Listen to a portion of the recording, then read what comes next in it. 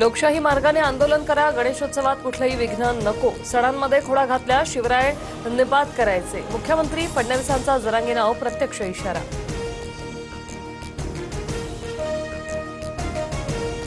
ओबीसीतून आरक्षणासाठी जरांगेंचा पुन्हा एल्गार, फक्त 2 दिवसांचा वेळ, आरक्षण न दिल्यास सरकार उलथवून टाकणार, जरांगेंची धमकी. स्वतःला छत्रपती शिवरायांचा मावळा मानणारा, खालच्या भाषेत कधीही बोलणार नाही, माझ्या पाठीशी आईसह सर्व महाराष्ट्राचा आशीर्वाद, मुख्यमंत्री फडणवीसांचं जरांगेंना प्रत्युत्तर.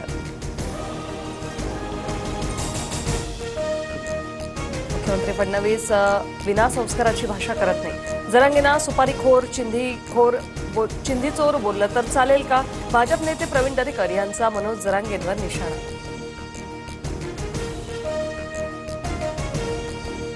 जळगाव जिल्हा परिषदेच्या 8 कर्मचाऱ्यांनी लाडकी बहिणी योजनेचा लाभ घेतल्याचं समोर.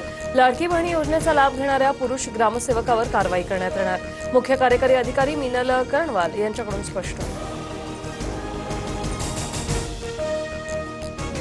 गणेशोत्सव निर्विघ्न पार पडण्यासाठी मुंबई पोलिसांनी कंबर कसली. गणेशोत्सवात मुंबईत 20,000 पोलीस कर्मचारी तैनात, सीसीटीव्ही ड्रोनद्वारे संवेदनशील ठिकाणांवर करडी नजर राहणार.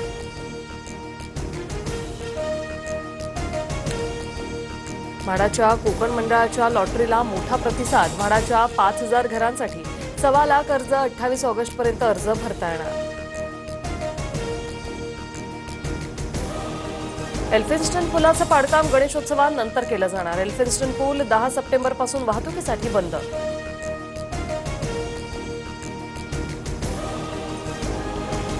वनतारा वन्यजीव केंद्राच्या अधिग्रहण प्रकरणात सुप्रीम कोर्टाकडून एसआयटी चौकशीचे आदेश. सुप्रीम कोर्टाचे माजी न्यायाधीश जे चेलमेश्वर यांच्या नेतृत्वात चौकशी होणार.